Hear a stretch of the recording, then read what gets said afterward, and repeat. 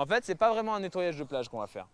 Parce que nous, on n'est pas vraiment en charge de la propreté. C'est pas nous qui nous occupons de la propreté des plages, c'est la commune.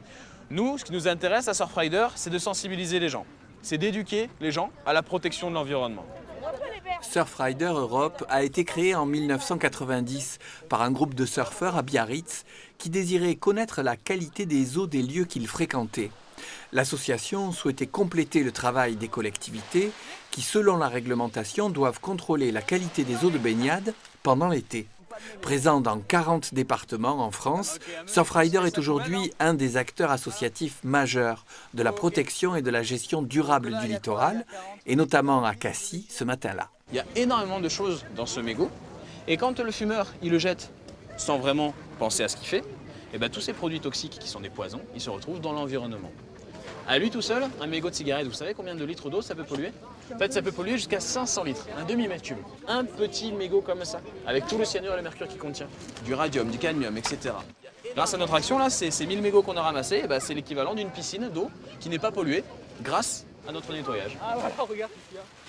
Si on a fait cette opération, c'est pour se rendre compte de la quantité et que nous-mêmes, on arrête de faire des bêtises et que vous, maintenant, vous deveniez acteur. Vous deveniez acteur vraiment de ce changement et que vous disiez à vos proches, votre famille, vos amis, tonton, tata, grand-père, etc., qui fument ou qui font des bêtises, d'arrêter de faire des bêtises. On peut agir sur différents leviers quand on parle de protection de l'environnement aujourd'hui. Il y a avant toute chose, on va dire dans la chronologie, les leviers réglementaires, faire changer les lois, les faire évoluer. Il y a aussi l'aspect juridique, c'est-à-dire les lois, une fois qu'elles sont là, c'est les faire appliquer, c'est les actions au tribunal, etc. Il y a les actions de protection d'un site, comme on peut avoir avec un parc national, comme on peut avoir avec une aire marine protégée. Mais il y a aussi, et beaucoup, je veux dire, une action qui est durable, une action qui est globale. Toutes les pollutions chimiques en fait, que l'on vient de voir, que l'on vient d'apprendre là maintenant, elles peuvent toutes potentiellement se retrouver dans ce petit échantillon d'eau de mer. Parce qu'on a besoin de ces différents leviers d'action pour pouvoir parler d'un développement durable, d'un développement soutenable, peu importe comment on l'appelle, qu'il y a encore beaucoup de travail à faire. Quand on voit dans les médias des grosses catastrophes pétrolières, quand on entend parler d'accidents, de choses qui sont absolument énormes, on se sent un petit peu démuni. Et c'est vrai qu'on entend souvent, mais moi, mes mégots que je jette par terre, mais tout le monde s'en fout comparé à des plateformes pétrolières qui explosent dans le golfe du Mexique, comparé à des bateaux qui dégazent, etc. Parce que quand on analyse les proportions des origines des différentes pollutions, on se rend compte que l'incivisme quotidien, que les petites habitudes, les mauvaises habitudes, représentent, d'accord, à toutes petites échelles, mais bout à bout, représentent une globalité beaucoup plus grande que les rares accidents qu'il peut y avoir concernant le pétrole, etc. Moi je me présente, je m'appelle Lionel. Je suis bénévole de l'association, responsable de l'antenne Bouches-du-Rhône. Pourquoi, à votre avis, je m'implique à titre bénévole dans cette activité, dans cette association? Est-ce que vous avez envie de préserver la nature? Parce que c'est important, effectivement. Je vais terminer par une petite histoire quand même. C'est dans la forêt amazonienne. Il y a un incendie terrible. Et les oiseaux sont là, ils regardent atterrer l'incendie, ils ne savent pas quoi faire. Ils sont pétrifiés de peur, ils sont vraiment impuissants.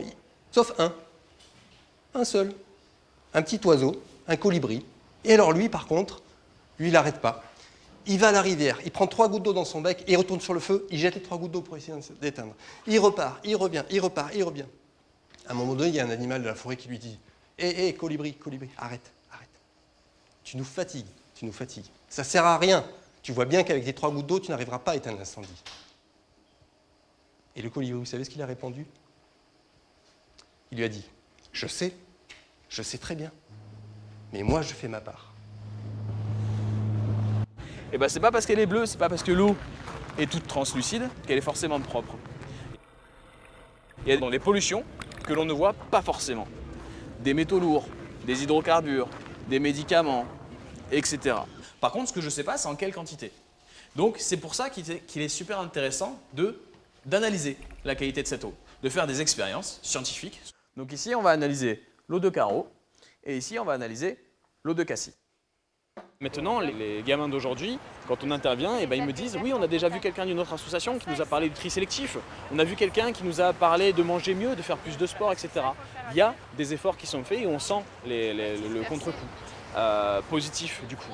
Et une fois que l'école est finie, on sort, papa-maman vient chercher l'enfant avec la cigarette et voir le papa qui jette le mégot par terre et se faire houspiller par l'enfant. Papa, c'est pas bien ce que tu fais, tu vas tuer les tortues. Non au mégot, ok? Et encore plus fort parce que les gens ils doivent l'entendre ça, ok?